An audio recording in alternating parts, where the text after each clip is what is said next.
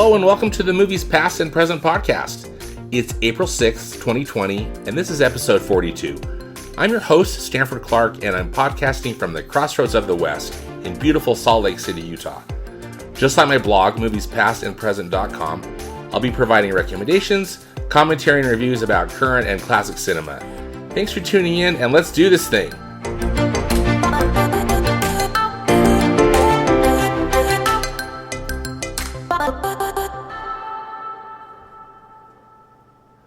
Welcome to a special social distancing episode of the Movies Past and Present podcast.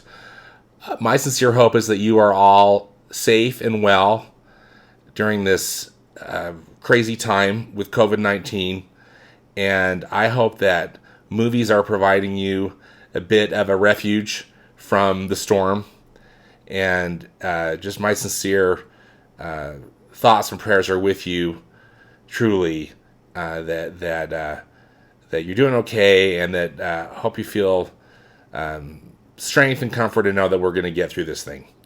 So all of the movies that we're going to be talking about today are movies that you can actually watch from the comfort of your home. And hopefully this will give you some ideas of things that might work for you and might work for your family. And again, movies that will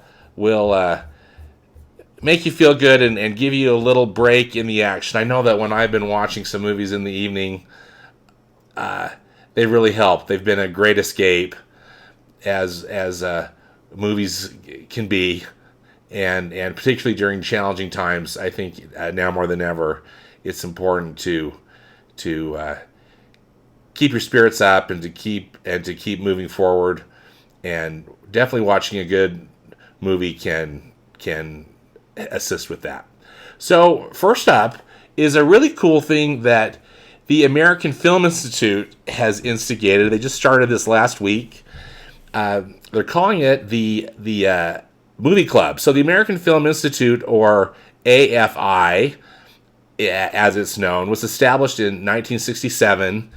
It's a nonprofit organization dedicated to educating and inspiring artists and audiences through initiatives that champion the past, present, and future of filmmaking.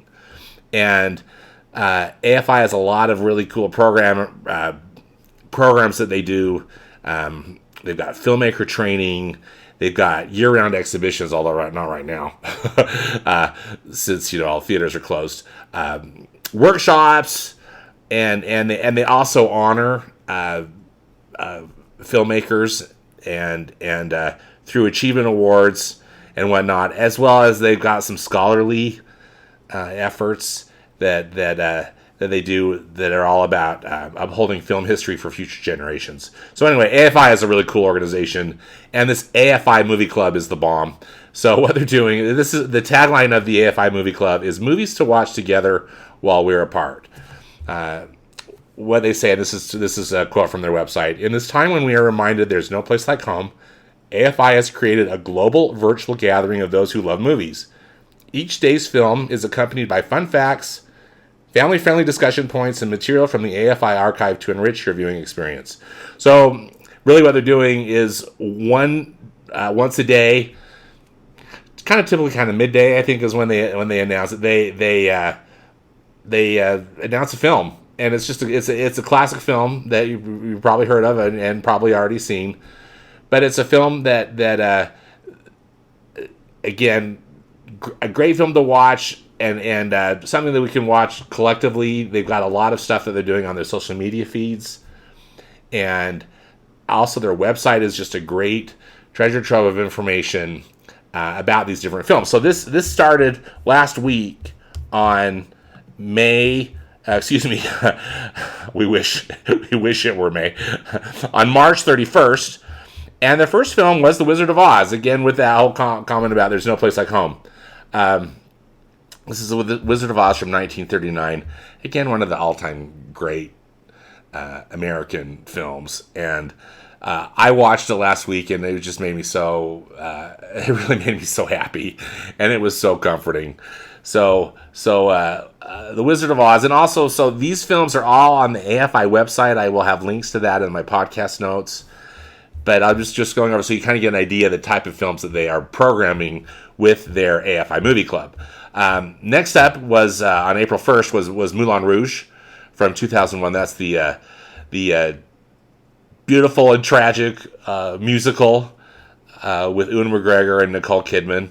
That was I watched that one too, and that movie was made in 2001. It's from the very eclectic and creative Australian film director Baz Luhrmann, and it's just got the most interesting style. It uses just a lot of existing pop music in such a unique and wonderful way. I just had a blast watching it, and although it's a tragic movie, it was delightful. I just loved it.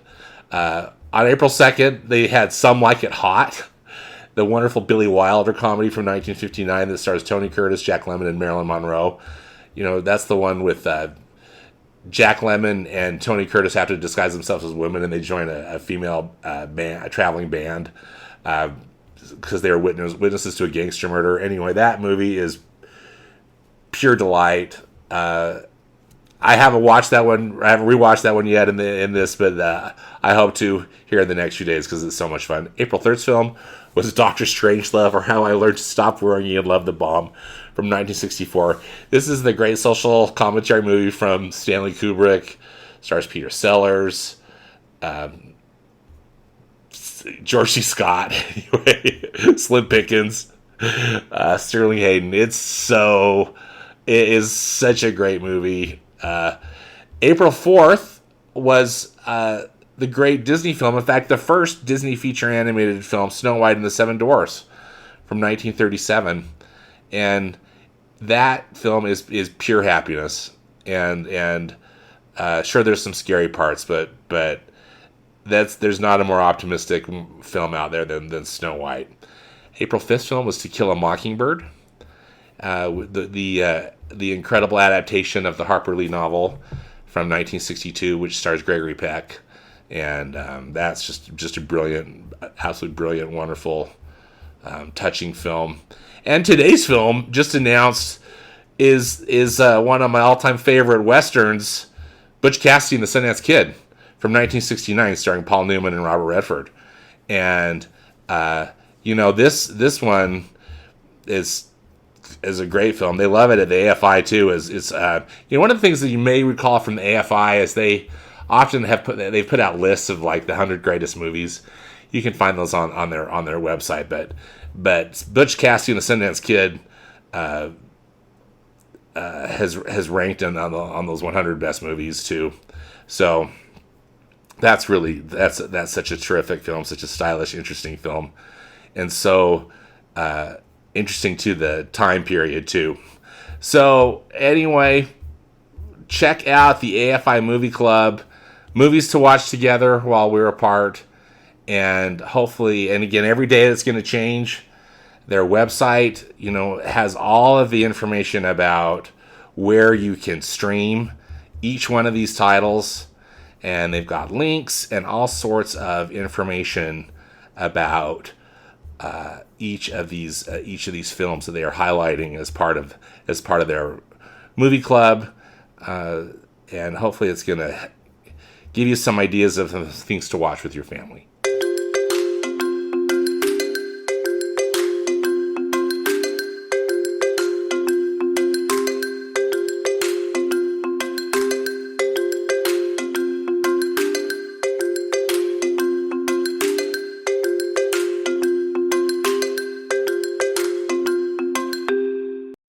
All right, next up is something to put on your calendar. This is for April 16th through 19th, 2020. So it's happening here next weekend. But Turner Classic Movies, they have an annual film festival that they do in Hollywood. And it was scheduled for April 16th through 19th, 2020. I had tickets to go. I was planning to go, and it has all, of course, been shut down because of the pandemic. And so TCM, they could not have been classier about this. They, of course, announced that it was going to be canceled, but they did it in a very, tasteful way. Immediately refunded everybody's money, 100%, for the passes, which was amazing. And then what they have announced, they've turned lemons into lemonade, and they've announced what they're calling the TCM Classic Film Festival Special Home Edition. So the weekend of, well, I guess starting Thursday, April 16th through Sunday, April 19th, they on the Turner Classic Movies cable network, they are going to have an honor celebration of movies and moments from the past decade of film festival. This film festival is now, this would have been the 11th film festival and that they've put on, and so they're taking from the past 10 things that we can just actually all enjoy from home. So one of the highlights of the film festival is that you get to be in the same room. Every single film has someone to introduce it, and typically it's someone from, it's both someone from the Turner Classic Movies, an employee or an on-air host, and then they bring in somebody who's either worked on the film or a famous actor or filmmaker or somebody to help introduce the film. So that's really amazing. So you get a chance not only to see the film on the big screen as it was intended to be, and then the chance to get to hear personally some of the great filmmaking talent that's still alive today is just kind of an unparalleled, wonderful thing. So what they're doing is on their website, and I'll have a link to it on the podcast notes on the blog. But on the Turner Classic Movie website, they've got a downloadable special home edition schedule for this home version of the film festival that lists all the films that they're going to be showing. All the times are Eastern time, so that's just heads up. And they mentioned Chibita, but all the listed times are Eastern time, and they are going to show not only the films but also the introductions that were made at this film festival. So they're going to open it up on Thursday, April 16th at 8 o'clock p.m. Eastern time with A Star Is Born. It's the 1954 version starring Judy Garland and James Mason, and it was the opening night film at the inaugural TCM Classic Film Festival in 2010, and it's going to be presented by the great TCM host Robert Osborne, and Alec Baldwin was there. So that'll be cool. And then it's just basically then 3.5 days of nonstop movies with cool content that they're going to have. So. And I think there's going to be some more stuff that they're going to announce. I wouldn't be surprised if they do a lot of stuff online on their social media channels too. So, and again, just a handful of, or just to give you just kind of idea of some of the films, and they're gonna run the gamut. So get ready to set your DVR because they're also running them nonstop too. So it's everything from Metropolis from 1927. That classic sci-fi film from Fritz Lang, made in Germany. Neptune's Daughter, which is an Esther Williams musical. I love those. A Hard Day's Night, that great Beatles film from 1964. North by Northwest. Some Like It Hot. Speaking of Some Like It Hot, that was the one from the AFI Movie Club list. Creature from the Black Lagoon, which I saw at the last film festival, which was an absolute blast. And it just the list goes on. And again, it runs the gamut. They're going to be showing some pre-code movies, so movies made in Hollywood before 1934, before the production code got put into place that really put the smackdown on Hollywood for being a bit amoral. Safety Last, a great film with Harold Lloyd from 1923.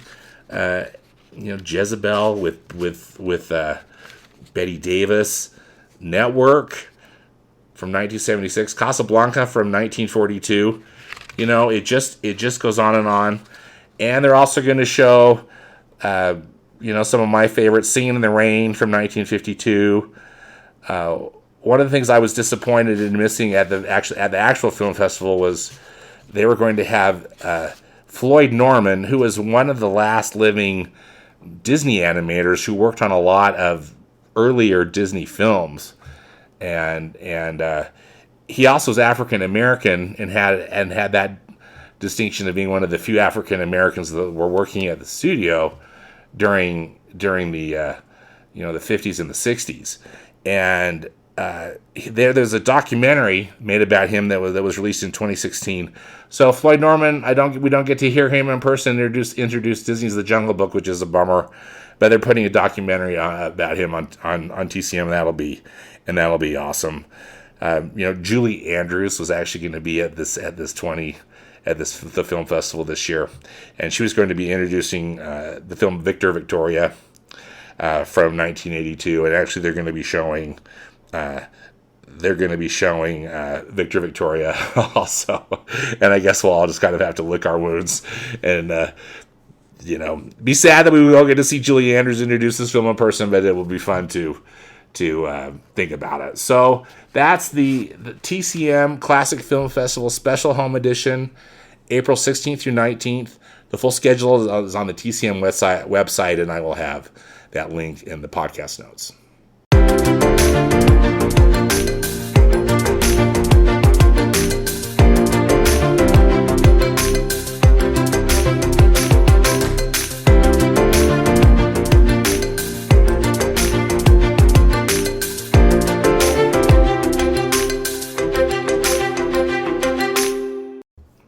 Okay, one final thing to add to the list here of some home viewing options for you this week. Walt Disney Animation Studios, which is really my favorite animation studios, is the films I grew up with, and I still think today they are cranking out just amazing films. But they have been going. Their first they made the first American full-length animated motion picture in Snow White and the Seven Dwarfs from 1937, and again, that's one of the films also on the AFI Movie Club list. But that still is also, I think, still one of the best films.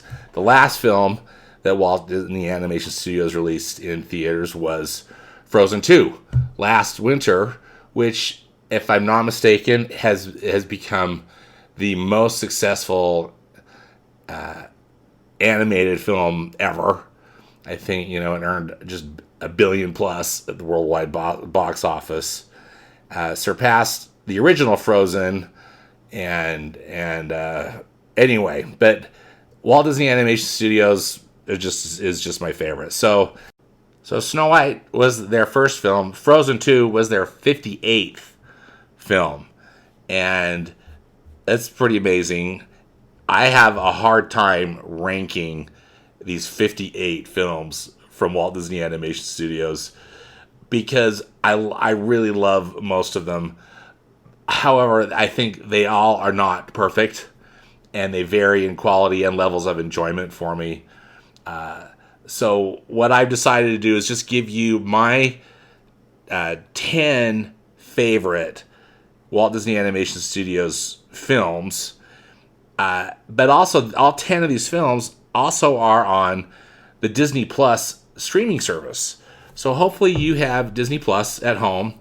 I've put a link to it in the podcast notes if you want to learn more.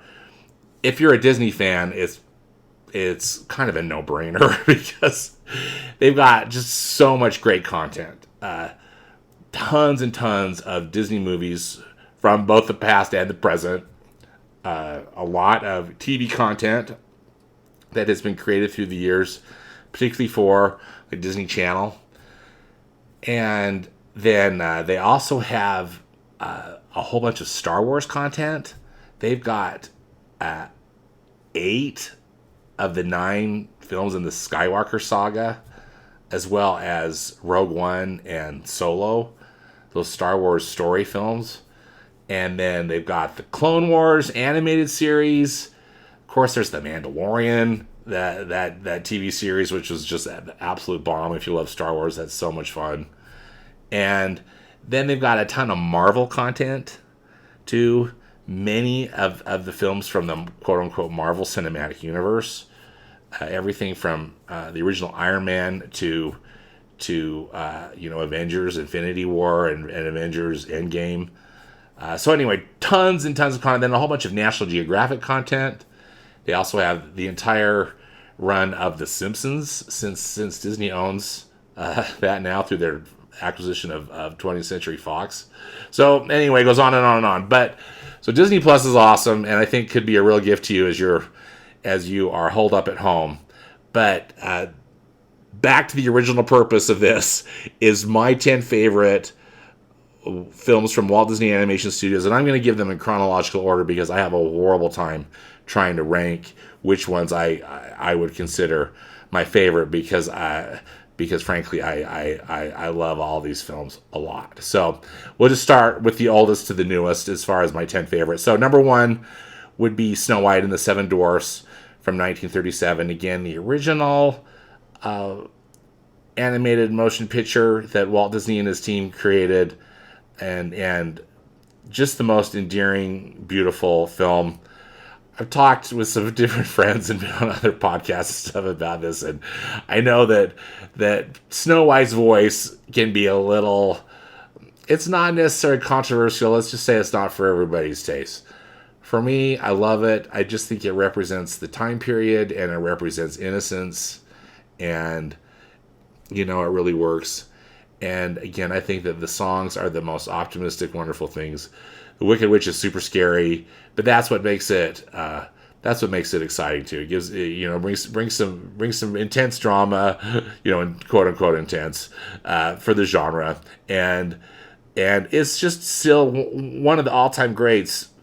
And it's the film really that the Walt Disney Company is founded on. I love how, if you've ever been or seen pictures of the headquarters building of the Walt Disney Company, which was built during the Michael Eisner years, but it is designed by architect Michael Graves, and so it's got a bit of a postmodern twist to it. But the columns on the front of the building are the Seven Dwarfs. They're holding up the roof, and it's symbolic and appropriate. I mean, it's charming, but it's Snow White built that studio, and in fact, with the proceeds from Snow White, Walt and his brother Roy and their company, they were able to secure all the land in Burbank, and to build the studio, which is still there.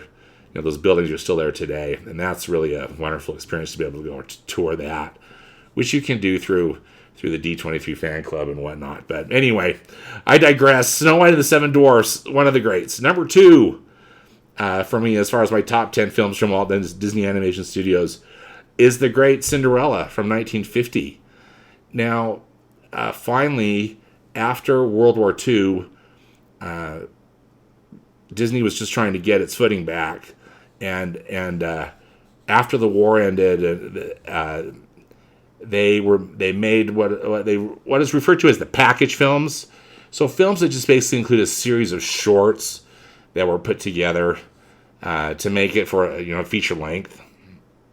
And the package films are really interesting, but it was wonderful that Disney returned back to kind of a long form storytelling, and they hit it out of the park with Cinderella. I don't think that they're, it's up there with Snow White. It's just probably not a better animated film.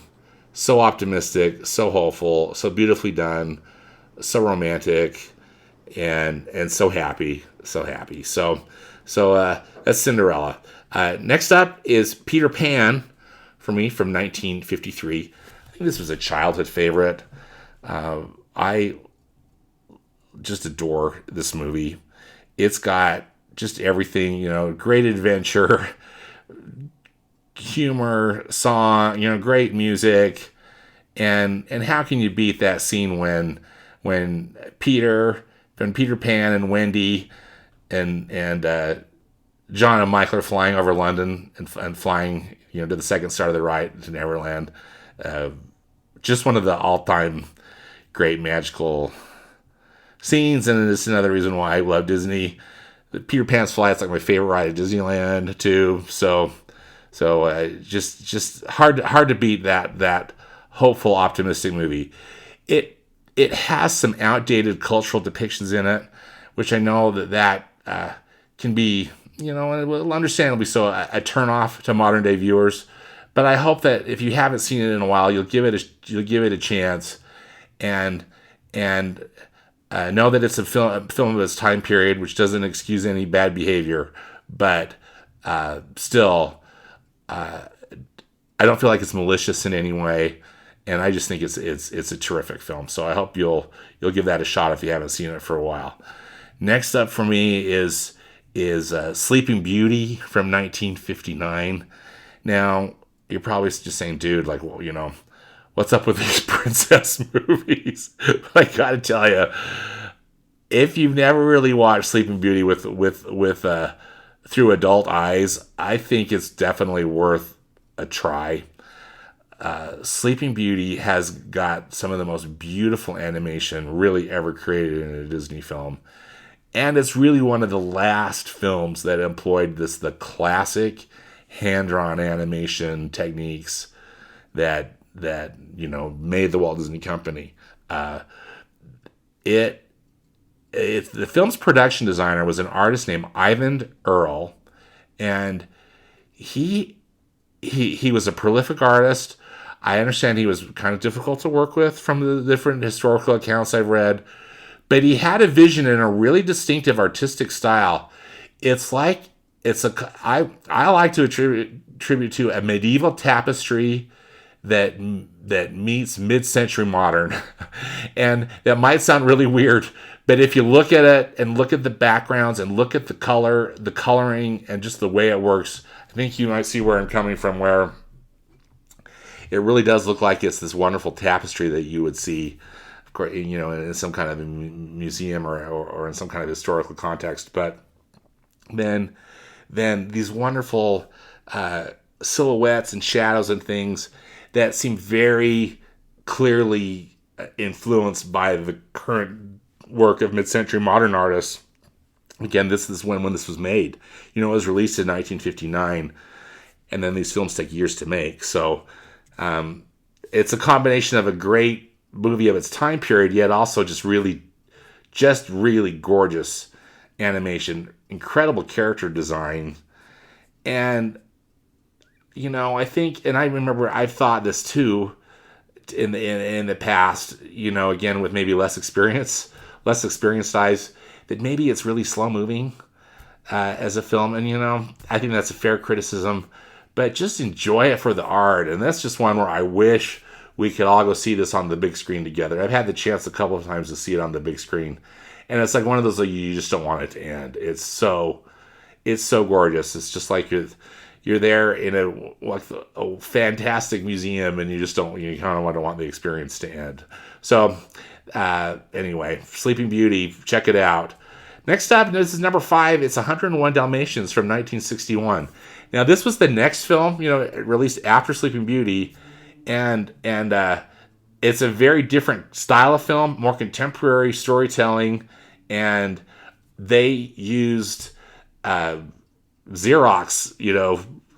technology basically to they had so many dogs to draw and so many things that they were using some photocopying techniques to help speed up the art, the creation of the film, as well as to cut costs, and not necessarily in a negative way, but it's got such a completely different style, but I absolutely love it. I think again that the backgrounds are amazing, the colors are cool, the characters are so well drawn and so well created. Who's a better villain than Cruella de Vil? Maybe Maleficent is from Sleeping Beauty, but Cruella de Vil is so terrific, and you just are really pulling for these cute little dogs. Those dogs are so adorable. So anyway, 101 Dalmatians, super high on my list. Next up is The Jungle Book from 1967. Now, I've been told by one of my family members that I was possessed with the Jungle Book soundtrack when I was little, and that's all I wanted to listen to. And I don't think that was always a hit with my brothers and sisters, and so I'm really sorry about that. I guess it's sorry, not sorry, because I love that movie so much. It got played at a Turner Classic Classic Film Festival a few years back, and I remember Ben Mankiewicz was introducing it, and he was just saying something to the effect of, "This is just kind of happiness in a bottle. This is just the most.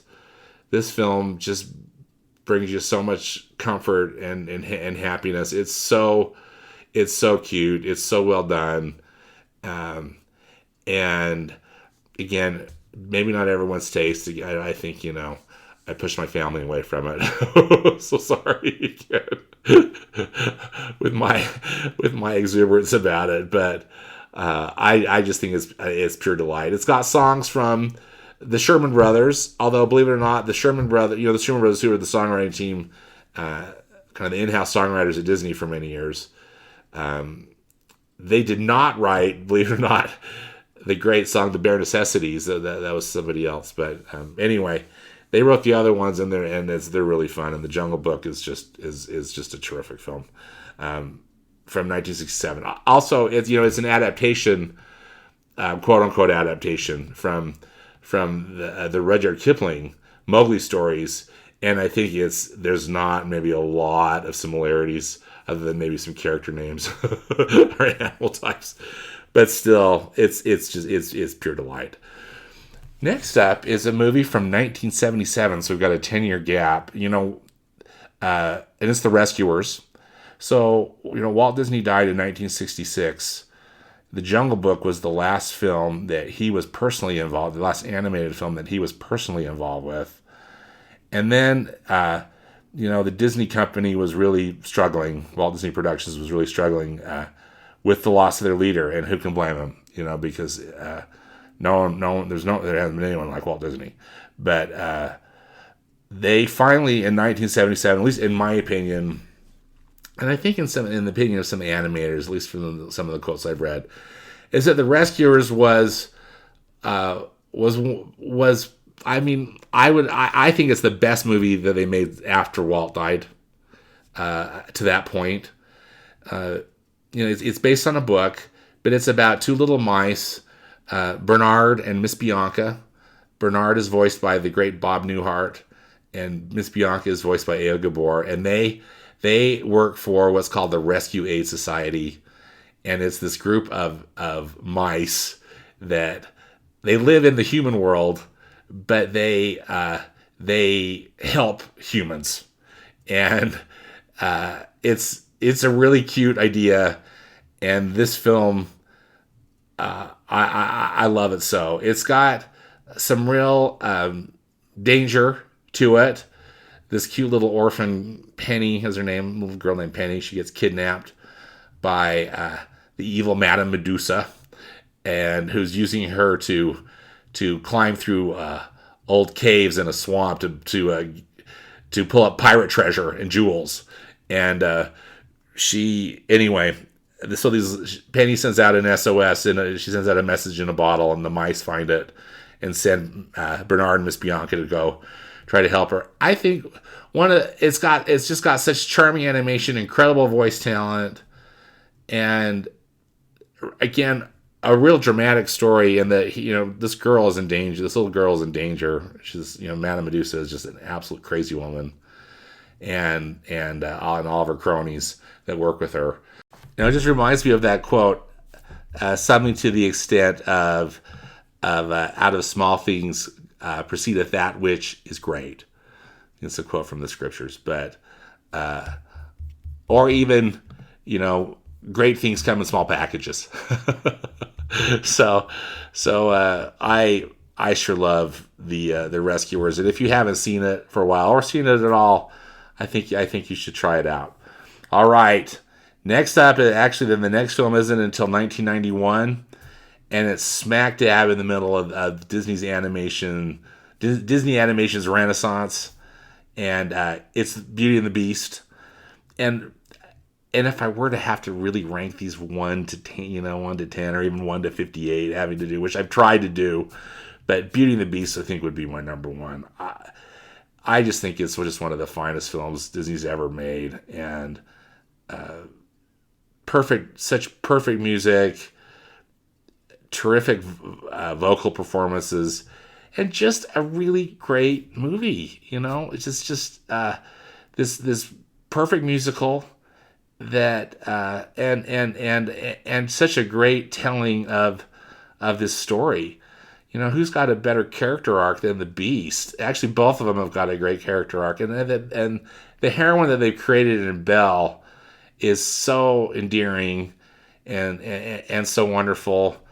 Those enchanted objects in the castle. I mean, come on! It's just it's pretty much perfection. One trivia note: Beauty and the Beast was nominated actually by the Academy Award for Best Picture. It didn't win, but it got nominated. It was one of five films to be nominated. And at the time, it was the first animated feature film to have been nominated for Best Picture. So, kudos to the Disney team. That film is just a delight, and I hope it's one that you'll enjoy, or that one that you'll check out.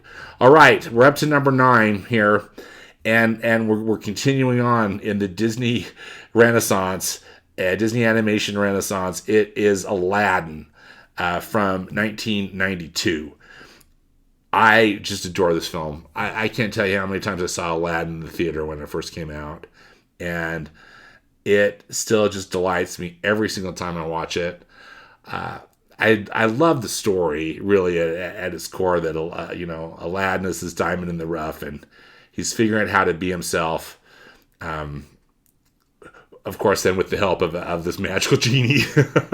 But this film, features the very memorable and very famous vocal performance from the actor Robin Williams as the genie, and the Disney animator Eric Goldberg was the one who was in charge of making things work with Genie's animation, because they just let Robin Williams go for it, and then they put the Disney animation team morphed the genie into any of these voices that Robin Williams was creating. A lot of the references might not make sense to modern audiences, and I think that in the special features they've put some tips to help people know who Robin Williams is referencing. But and I guess it ages me, but I get them, and I love them. And I love the story, and I love the music. I think that whole New World sequence is still one of the most romantic and one of the most delightful boy-girl duets in a Disney film. And it's just again pure delight. And then finally, number 10 is from the year 2010, and it's Tangled.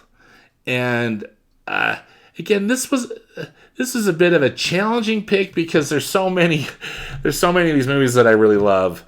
But I chose Tangled because in the time period, released in 2010, Disney had Walt Disney Animation Studios started employing computer generated animation, similar to their sister team up at Pixar, and that other animation studios were adopting, but that CGI design and aesthetic, and they first implemented it with the film Chicken Little, which came out in 2005. And let's not even talk about Chicken Little, because that's a pretty dreadful film overall. But the reason I put Tangled in there on my list is because it really, I thought that they finally captured a Disney, the Disney aesthetic and what it means to be a Disney animated film with computer generated imagery. Entangled. The character designs are so great. terrific, just beautiful animation, wonderful adaptation of this story. I mean, it clearly is a very loose adaptation. The old edition of Flynn Rider, kind of making it an adventure movie or even a buddy movie, for lack of a better term. Just not necessarily a buddy movie, but you know what I mean. And I think they just aced it with Tangled. They brought back Alan Menken, who starting with The Little Mermaid, he's written just some of the best Disney songs and Disney soundtracks ever, and he aced it. Some of the music in Tangled it's quite guitar based and kind of again, definitely has got a pop feel. Alan Menken said he was really influenced actually by Joni Mitchell for the making of this film, because he was seeing Rapunzel's long hair just reminded him of Joni Mitchell and kind of that whole late 60s aesthetic. And it definitely, it comes through and it definitely works, and it's just pure delight. And that I see the light scene where all those lanterns are going off. I mean, come on. That's just, using computer animation in a way that it should be used, that really takes you to a fanciful, wonderful place that you just couldn't go otherwise. And so I love Tangled. So anyway, my 10 favorite films, just as a recap: Snow White and the Seven Dwarfs, Cinderella, Peter Pan, Sleeping Beauty, 101 Dalmatians, The Jungle Book, The Rescuers, Beauty and the Beast, Aladdin, and Tangled. All of these are available on Disney Plus. So get Disney Plus and enjoy some great films from Disney. And again, that I hope that can bring you some happiness and escape during this difficult time.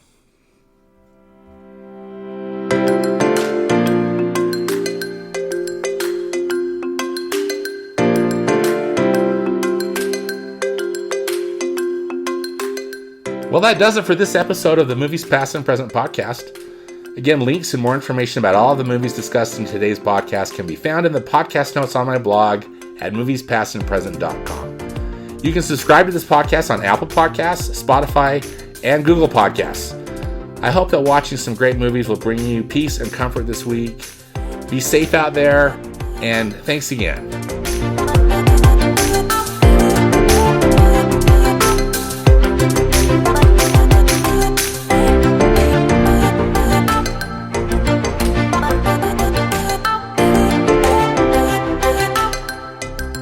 Bye.